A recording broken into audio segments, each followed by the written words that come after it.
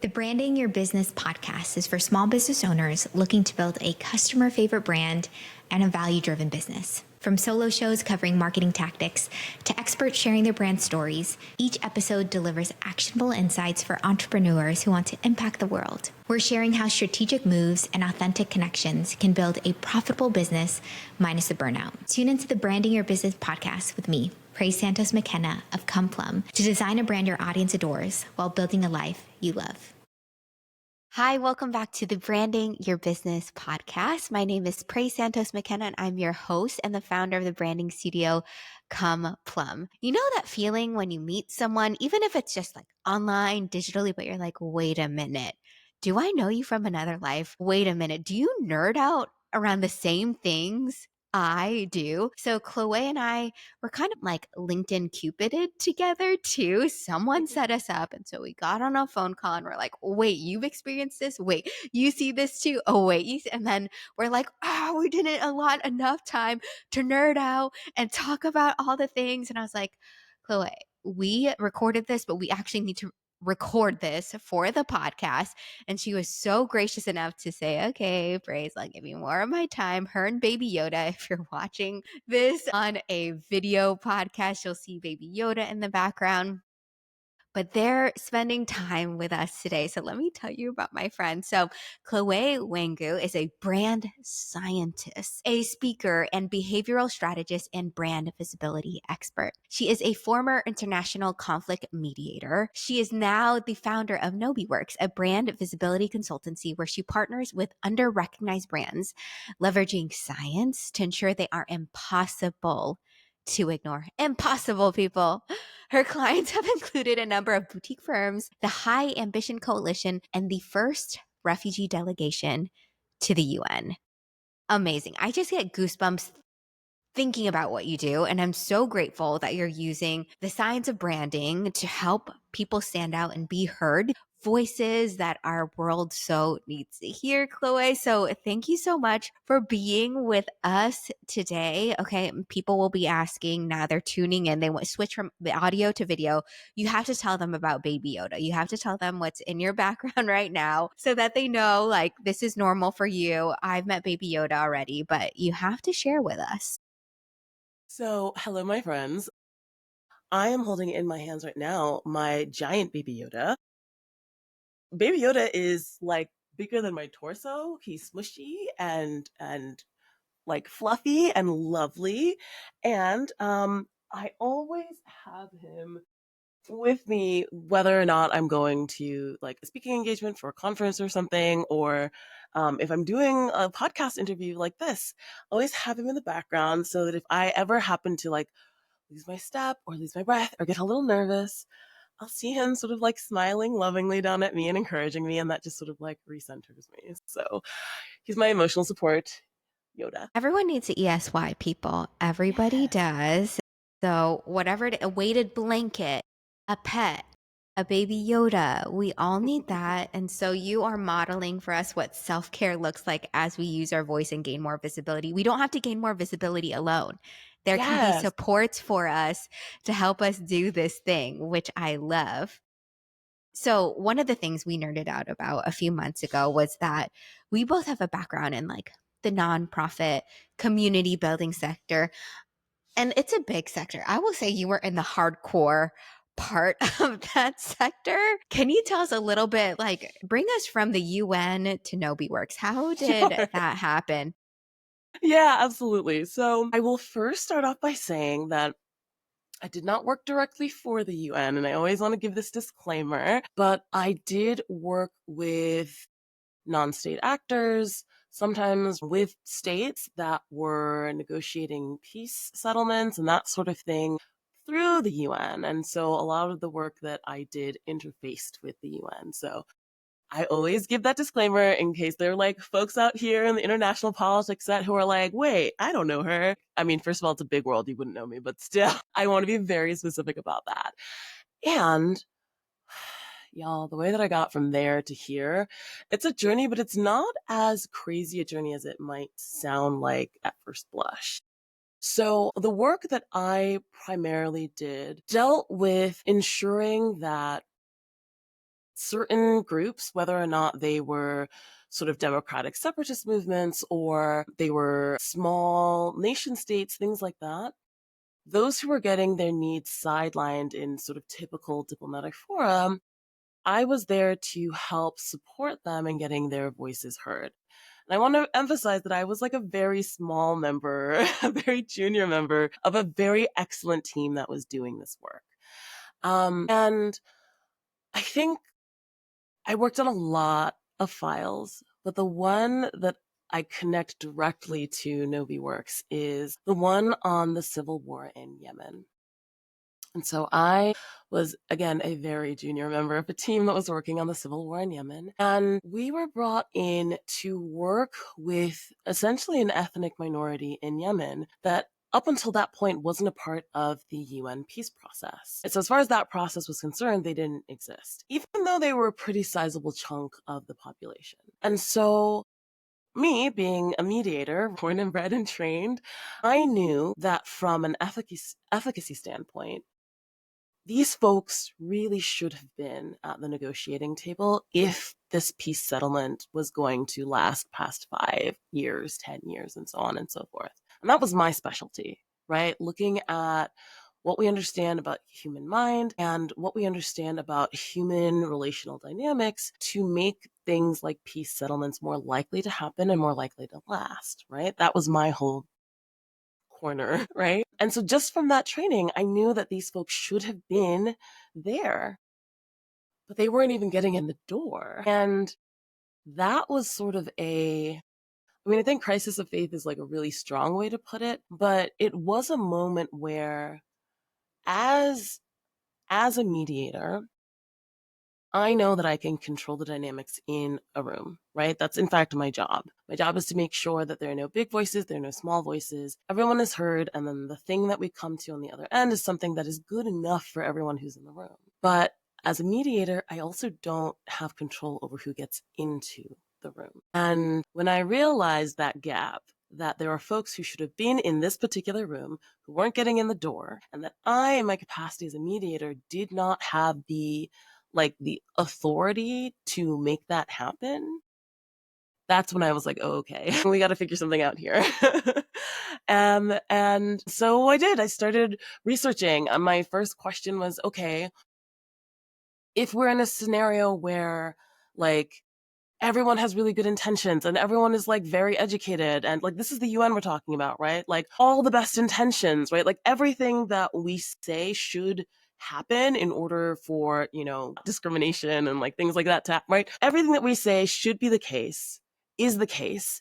And yet this group is not getting in the door. Why? What's the cause of that? And so started researching that. And then when I came to like my answer and my hypothesis, which we'll talk about a little bit later, then I was like, okay, cool. This is a behavioral issue.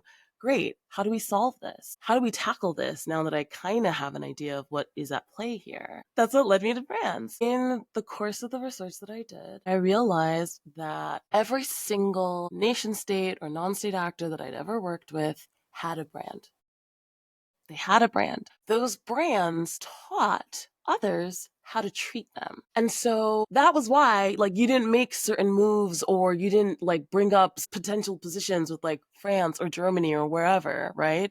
Because their brands informed you how they would respond. And so when that clicked for me, I was like, okay, so if we can shape brands appropriately with intention, we can influence how certain groups, people are treated. And that's how NoviWorks was born. Just your typical brand strategist origin story, just your classic war in Yemen brand strategist origin story. This is so good. I already am thinking of like the visuals of like, oh my goodness, this would be a great visual post of like, here is France's brand, here's Yemen's brand, here's what are they, this is what they're known for, this is how they tend to behave. I mean, it's honestly, it's like what their policies are, right? And I know a lot of our listeners are like, hey, I'm a nation state, how does this apply to me? But we are saying this over and over. Brands are reputations. They're the soul. It's what people think, feel, and say about you. And Chloé said it so precisely. And this is something I see amongst the brand strategists that is a little more uniform. Wait, we need to help people put intention around it. We Yeah. need to tell people how to treat us. We need to tell people how these brands should be treated. But if Yeah. they're coming in, if these minority groups aren't even asked into the room, there's a Yes. branding problem. They didn't put Yes. out there how I should be treated is invited to the table. How I should be treated is invited to these talks too. And so I love that this sparked your idea of like, wait a minute, we could do a lot in the world if we put intention around it. And so this is her origin story of Nobi Works. And this is why we have her on the show today. This is so meaty and so juicy. Okay, so we're talking big. We're talking big right now of nation Yeah. states and groups of people. But I imagine there are a lot of similar systems at play. There's a lot of things in the water around us that causes brands, whether we're a nation state, a small business, whether we're someone on LinkedIn, from not being invited to the peace talk, from not being invited to the table. What are some systems at Yeah. play? What are the systems that you see? Yeah. And so this actually gets into what I was talking about before, like that initial discovery that I made. And it was this, that there are certain people and folks who are underrecognized. That's the term that I've given it, where their contributions, their breakthrough ideas, whatever it happens to be, are systematically shaded and overlooked, right? That's the status quo. And so that's sort of the overarching thing that's going on, right? And that's the overarching thing that was happening with this ethnic minority in this situation with Yemen. They were underrecognized, right? Now, underrecognition is sort of a big, it's a big topic, but I will say that there are two sides to the underrecognition coin. There's the first side, which is the cause of underrecognition.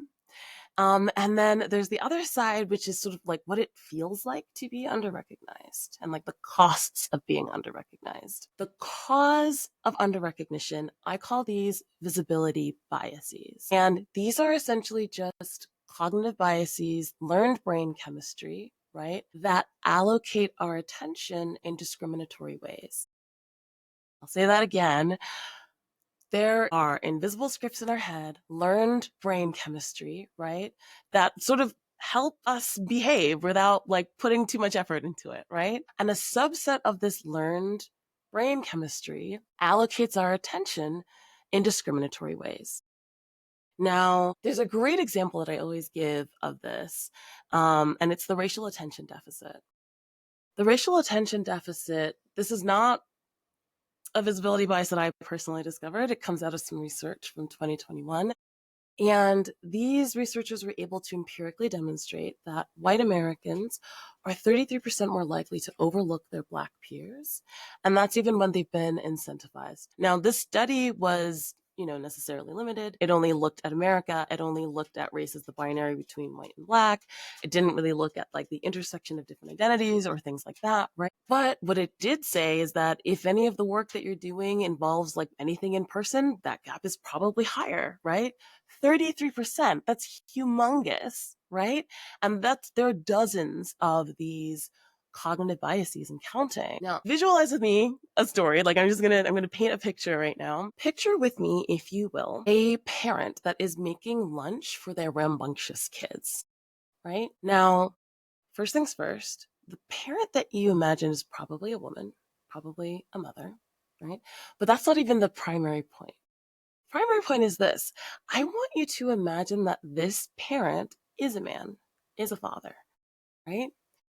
Now imagine the collective societal response to that image. Yeah. Oh, he just loves them so much. Oh my, how can we support? Like, right?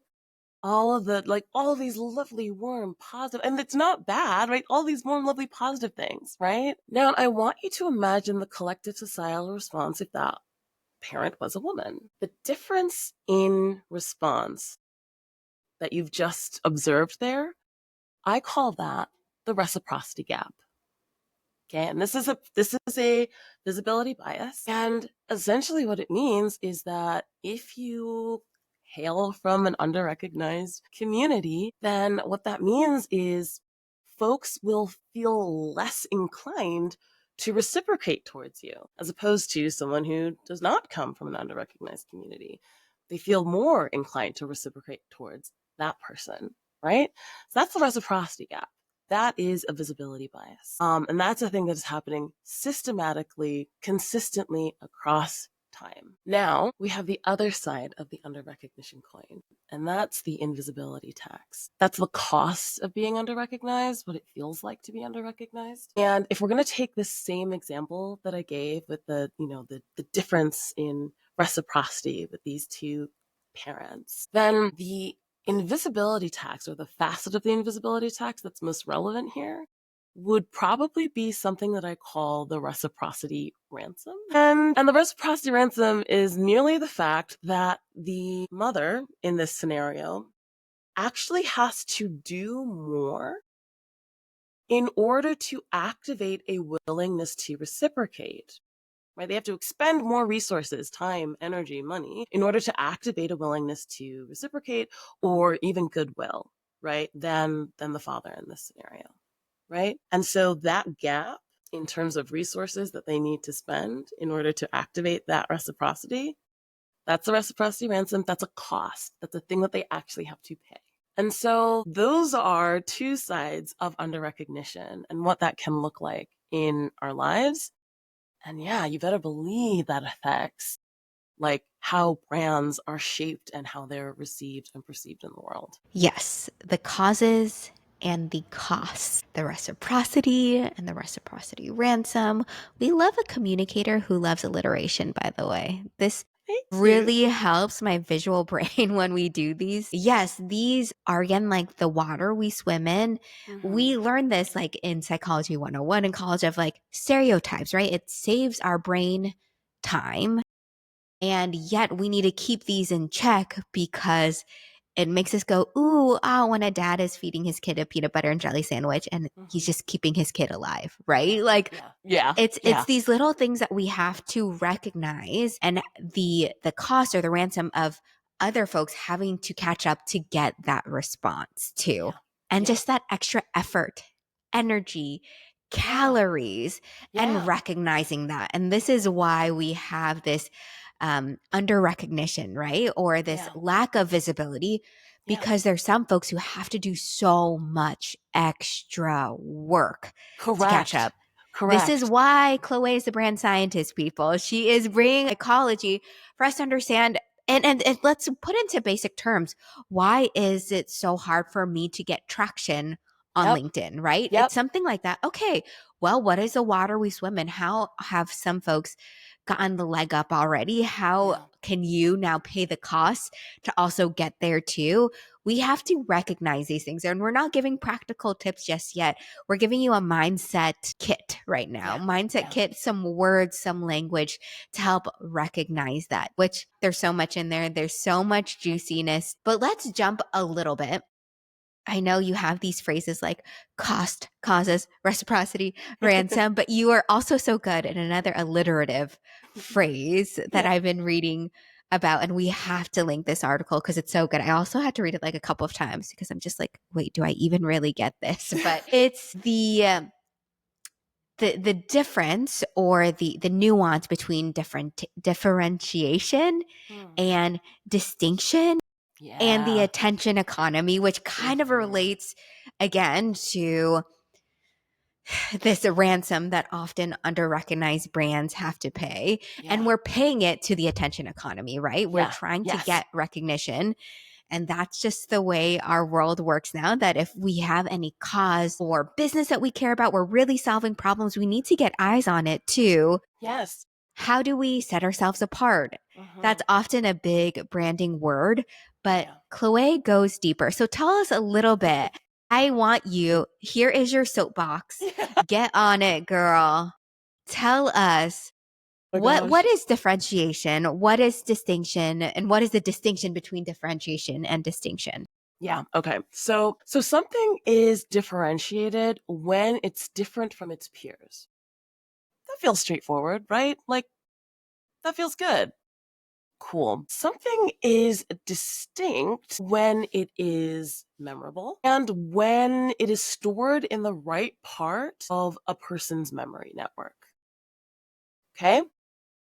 Now, this may just seem like semantics, but it's actually so important that we understand why these things are different and which one of these things we actually want to be focused on, right? With differentiation, like I might illustrate differentiation as something like you remember that one speaker at the B Corp conference or something, like she had that incredible pink dress on. She was really funny and I think she was a brand expert on her panel. Yeah, the other people on the panel were like wearing neutrals or stuff like that. And she talked about science and how it was related to brands, right? That's differentiation, right? Like they kind of something to compare you to and they are attempting to do so, right?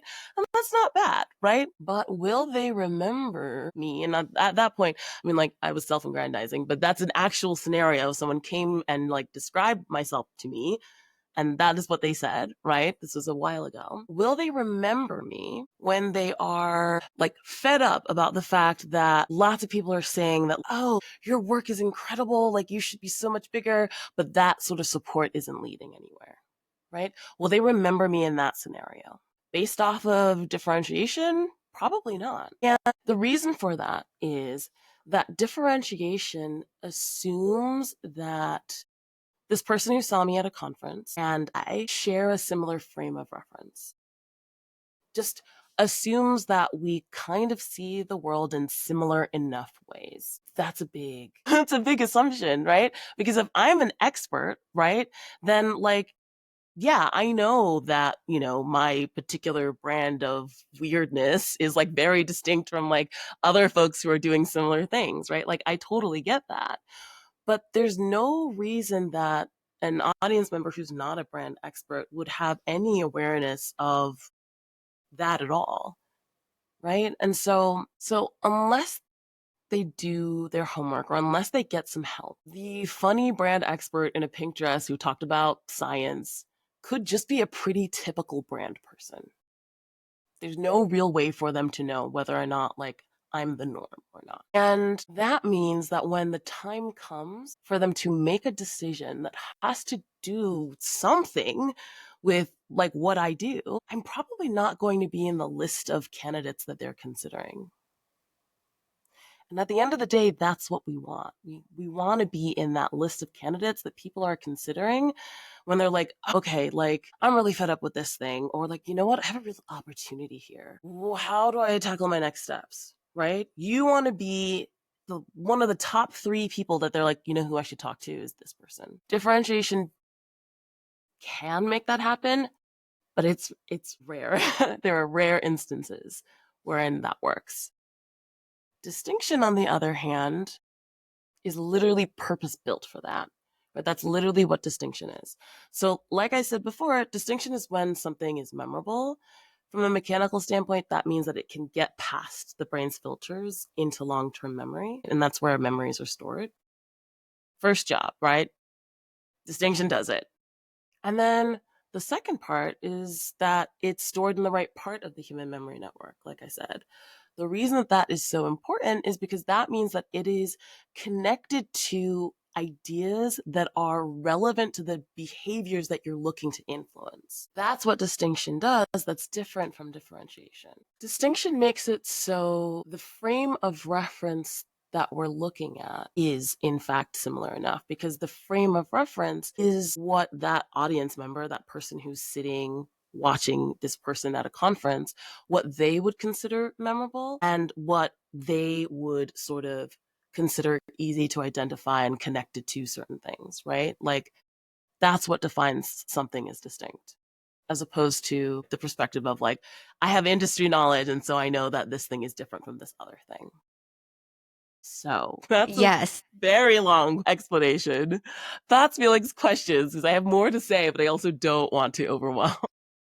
Let me repeat back to you what I am gaining from this explanation. Okay. Differentiation is being different amongst peers, right? So in this example, you and I both work in brand. We're brand experts here, right? And so we're like, oh, praise is different from Chloé, right? And what is it that makes it different? Baby Yoda in the background. Maybe that's the differentiator, Yeah. right? Okay. Distinction is stored in a different memory of the brain, right? So differentiation, pretend it's like, what's different between these two photos? And they're two black and white photos, right? Whereas distinction is you don't want to just go by what's different. You want to find that part in your ideal audience's brain where it's like, when I have that problem, Chloé is that person that comes to mind immediately to solve it. We need to do our work of distinction to get into the mind of the audience to be part of their problem solving part of their brain. And so because if you're at a conference, maybe they don't need a brand strategist yet. Maybe a week or a month from there, they will. What is the thing that's going to make you distinct to be like, that is the person I'm going to call. Right. That is the person that I know she gets what it's like for me to have to swim upstream when it comes to visibility. Yeah. She is the one I'm going to call. It's because XYZ. It's because how she phrased something. It's because how she saw my problem. It's because of this, not just because she wore a pink dress on stage, right? Yeah. So that's what I'm hearing from you, distinction versus differentiation. And I love that just because there are so many folks who want to start a business, but they're like, yeah, but there are already so many other web designers out there. There's already another podcast out there. And for us as brand experts, we often will post the questions, okay, but there's something that makes you different. But maybe the better question is, what makes you so unique to your ideal audience member that you will come to top of mind when you solve that problem? That is actually the brand lesson here. I think of Inside Out. It's like such a good movie to just depict the brain. It's not that we're trying necessarily to make core memories, but we want to make everything from like dream production to all the emotions get triggered with a picture of us when they face this problem. Like we want to be so associated with, we can help you with this. So Am I rephrasing right what distinction is? Yeah, no, you absolutely are. You absolutely are. Yeah. And so like the difference then might be from like the example that I gave before of the, the person who's pretty funny in the pink dress and like I think they were a brand expert, right? Might be something like, oh yeah, I remember that speaker at that conference. Yeah, like she said that ideal client avatars are problematic. Like what? I can't believe that they actually make it easier to under recognize certain kind of people. Like that's crazy. I like never thought of it that way before. Wait, is that part of what's going on with me and my situation? She was in the pink dress, right? Okay, I think I'm gonna like try to clock her and find her after this thing, right? That would be the distinction there, right? That's what distinction looks like as opposed to what we have. This is so good because what I'm hearing from you, it's if we can activate the part of our folks' brain that gets almost into critical thinking, that's not just listening to something passively, but is really engaged and thinking about the work that they are doing. That's when we can really get a shift. That's really how we can make a difference for people and their businesses, etc. So we need to get them into that kind of critical thinking lens. Yeah. Do you ever feel like you wear so many hats as a small business owner? I totally get that. Here at Come Plum, we want to keep you in your zone of genius, how you serve and show up for people. So leave the branding to us. In a collaborative way through brand coaching, we help you define your brand foundations, your brand strategy, and your brand expression, all that fun stuff like logo, websites, videos, photos, and more. If you go to comeplum.com and mention in the contact form that you heard about us through our Branding Your Business podcast, you get cool perks like an extra hour of coaching or maybe even 10% off your coaching package. We can't wait to collaborate with you to build a brand that you and your clients love. What are other mindset shifts, I guess, that we as brand leaders, we as just business owners in general, consultants, etc., what mindset shifts do we need to have in ourselves, and what kind of mindset shifts do we need to encourage in the people that we serve to really make a difference, to gain the visibility that we want? What are those shifts that we need? Yeah. So there's so many. There's so many, but if I had to pick like just a couple, I would probably say the first thing is that like it's not you. It's a systemic problem. um so like if it feels like you're pouring all your blood, sweat, and tears into a void from whence there's no escape, right? Like it's not you, right? You're not imagining that. Or if you find yourself, and I know comparison is the death of contentment, right? But like if you find yourself evaluating that, oh, okay, like this person is a peer of mine, right? We both consider each other peers and we leverage the same tactics, the same strategies. We've been in this for the same amount of time. We have the same expertise. And yet that person is so much further ahead than I am.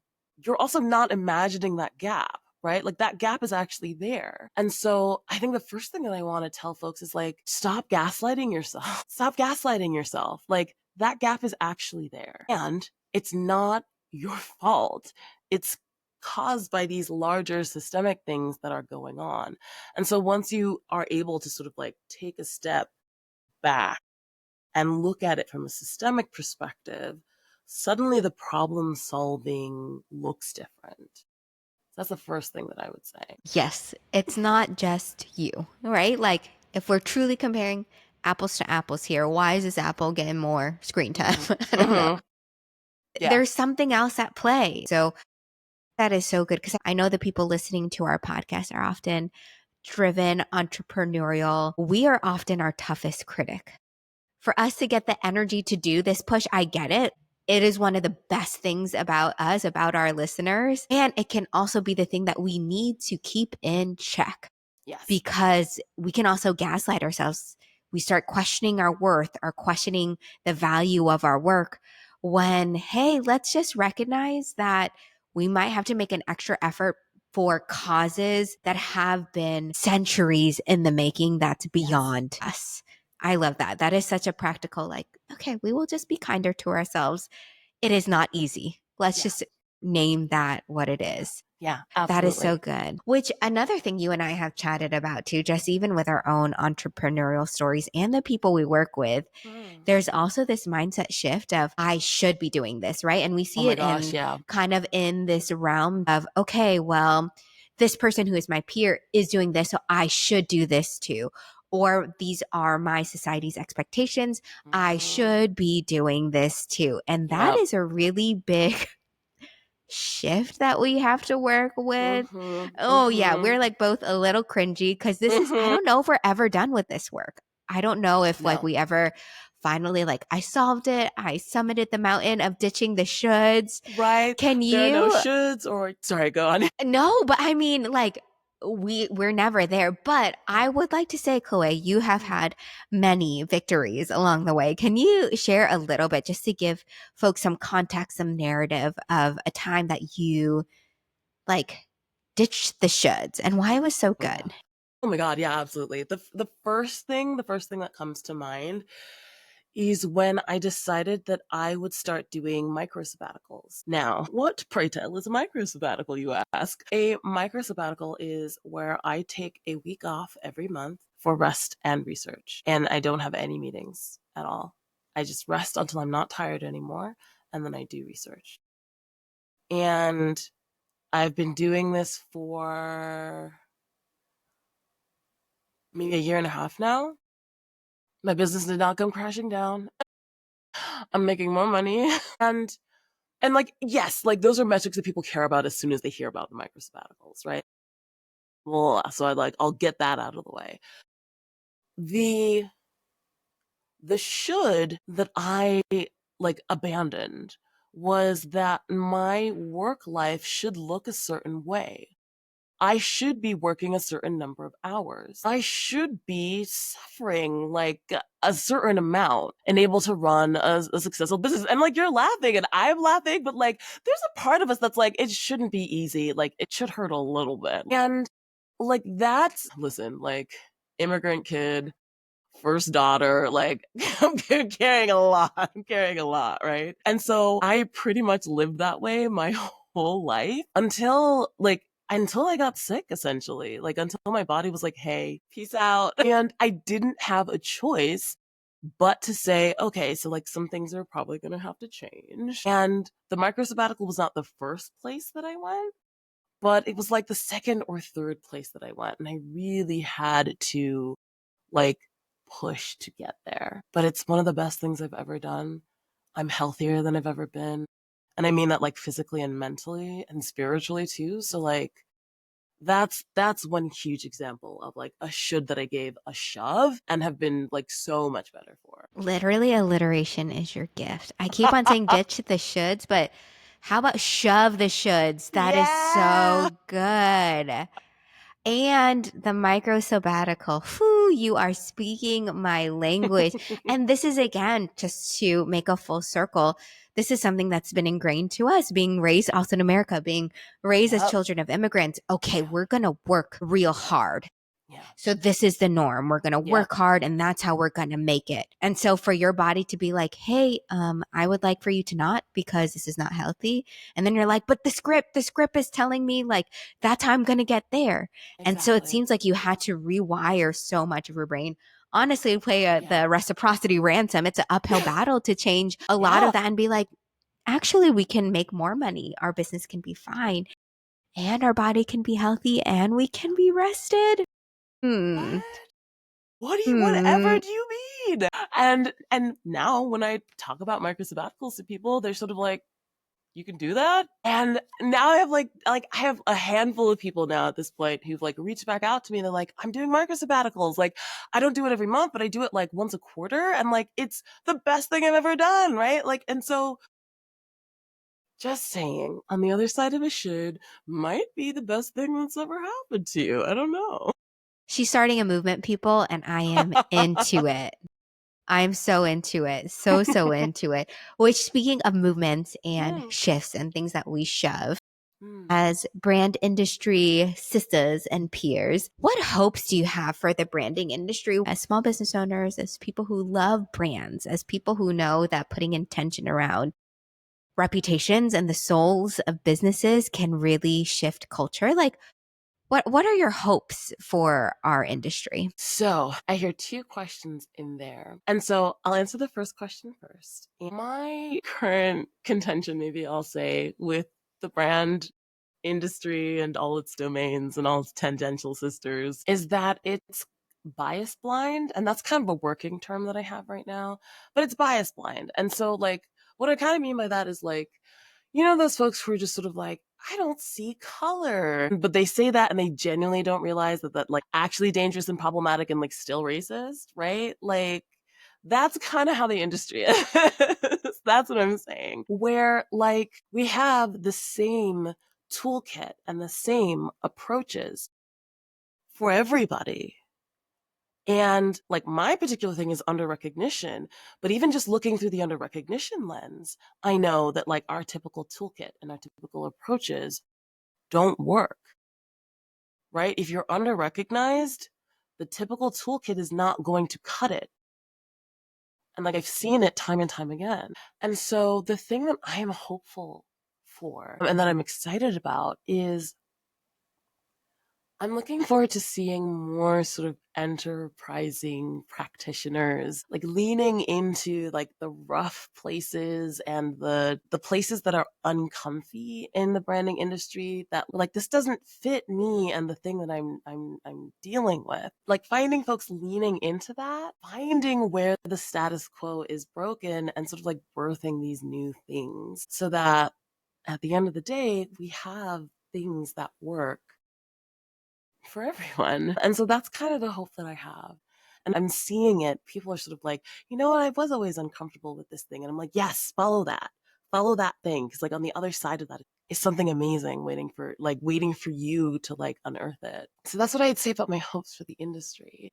In terms of what we can do. So without taking too much time, I will say that if you are a brand lover or a brand leader, you understand the potential of brands to shape the future and you want to participate in that. First thing is understanding what stage of visibility you're in currently, right? And that's deadly important because it's super easy to end up doing the right things at the wrong times.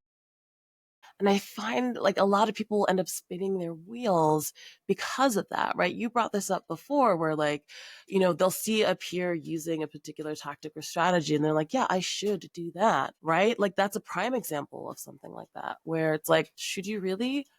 Are you in that particular stage of visibility, right? Each stage of visibility has its own challenges and opportunities that you want to navigate and neutralize and what have you. And so it's going to look different. Your approach is going to look different depending on what stage you're in. So, like, that's the first thing. Assess what stage of visibility you're currently in. The second thing that I would say is that you want to start building up a sort of ecosystem around yourself to assist you and to equip you in the business of influence. And we didn't quite get to this, but this might be an apt time for me to give my definition of what a brand is from a scientific perspective. And it's this: a brand is simply a system of ideas that influences the behavior of other people. Said another way, it's a kind of influential real estate in someone's head. So, if the purpose of a brand is to influence behavior, right, then you need to start setting up an ecosystem around you that's going to allow you to do that and to do that eventually at scale, right? Because you are a limited biological human being. It's not something you're going to be able to do all by yourself once you get to a certain stage. Now, I happen to call this thing your ecosystem of influence, but yeah, like you want to build one of those or at least refine yours so it matches the stage of visibility you're in. And then finally, you want to build towards whatever stage of visibility matches the goals. So those are like, if I had to like condense it very quickly without using too much jargon, that's what I would say, that if you tackle those three things, then it's frankly a matter of time before you get to the point that you are in the rooms where it happens. And not only that, but that you're a coveted voice in those rooms. That's her TED Talk, people. So beautiful. Not easy, but it's digestible. Recognizing where we're at, building a system around us to help us with our influence. And I love that definition of brand because brands can affect action. And those things they're not easy, but done in the right steps. This is how we get the right voices in the room, which your voice is very important. And we're going to play our game. This is fun because when you help people discover kind of who they are, it's kind of an awareness piece. We use this a lot when you do brand strategy sessions here at the studio to give people language if they're not alliteration wordsmiths like Chloé. And so I'm just going to pull up some, and your task, your mission, should you accept it, is just like spitfire. A word will come up and you're like, okay, this celebrity, this brand, my friend, Yoda exudes this. Okay. Yeah. Got it. Okay. So I'm not even going to look, but here's your first one. It's the word raw. Is there a brand that like comes to mind? Yes, but I'm going back and forth between one of my little cousins who was just here. She's not little, she's 28. But one of my little cousins. But she has a brand. She does have a brand. Okay. Yeah. All right. So OSEM is the name of the brand. And they do like video production, and the thing that flashed to my mind was this really great documentary that she did on the skateboarding scene in Nigeria. It was beautifully done, beautifully done. And yeah, really, really raw. Like raw and polished, right? Like it was a very interesting juxtaposition. So that's the first thing that came to mind. Yep, yep. I like it. I like it. I like it. Current. Okay. The first person who came to mind is Damon Santola. He is a researcher. He does network analysis, and a lot of the work that I do is informed by his work. So he's a social scientist. He wrote this excellent book called Change, and everyone should read it. And basically, one of the hugest things that I learned from him was about how if you are trying to make change happen, influencers are not the way. Instead, you want to look at something else. So Take. yeah. Very current. Very current. So I imagine he's a researcher you read during your micro sabbaticals. Absolutely, like without fail, yes. Okay. Tell me when to stop, and I'm just going to stop, and that'll be your next card. Stop. Savvy. Okay. Savvy. Okay. There are like six brands that just like flipped into my head, and that's why I'm like, okay, sort. Okay, what's the distinction? What's the Yes. differentiation? Yeah. No, you're completely right. You're completely right. So like distinction wise, savvy. I'm gonna have to go with. I'm trying to remember their name. That's the problem. You know what? I'm gonna go in a completely different direction. Lara Eastburn. Lara Eastburn is an ad strategist with a PhD in linguistics, and their whole thing is sort of like speak human, win the internet, which is just like so good. I've had the benefit of like seeing behind the scenes of how she approaches her work. Is really like savvy is the word for it. It's not like over the top, it's not precious. It's yeah, savvy's the word for it. Yeah. She wins the internet. She was She the internet.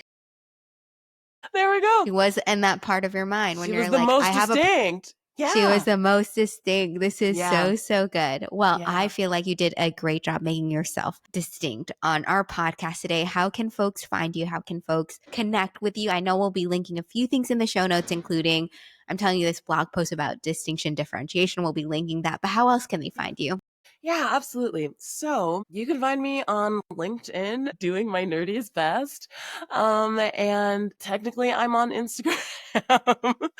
And by that I mean that there's like a huge repository of like brand science knowledge that like I have there on my Instagram, and I'm sharing lots of things in my stories. And so like you can find me and connect with me there and see sort of like the latest in terms of research that I'm doing, things that are coming in, right? If you like really want to know the tea, like if you like genuinely want to know what's up, I do have something called the Nerd List. And the Nerd List is basically where I share the latest as far as what you want to be attempting visibility wise or thinking about influence wise from a scientific perspective. And so if that's something that's interesting to you, hop on the nerd list, join us nerd, join us. And gosh, the last thing that I was working on was on picking a model of influence. So like that's the kind of stuff that we're talking about. So yeah, that's where you can find. Nerds unite. I love it. Okay, we'll link that all in the show notes. Thank you so much, Chloé, for spending time with us today. Let's like do the work of just finding the space in people's minds so that they can make critical decisions and we come to mind too. I love that Yeah. so much. Absolutely. And if I can say, I know that I gave everybody some sort of steps at the end of like how we can approach becoming people who are able to shape the future, right? So, if this is interesting, I do have an assessment that will tell you what stage of visibility you are in, which, if you remember, was the first step that I gave you. So if that is something that is interesting to you, you want to know what stage of visibility you're in, and even sort of like the level of impact and influence that you have within that particular stage, I have an assessment. And take it. You'll get this great report. We love it. As a true nerd would. Little assessment for visibility. This is so good. Thank you so much for sharing all of these with us and our listeners. We are so grateful for you. Thank you for having me.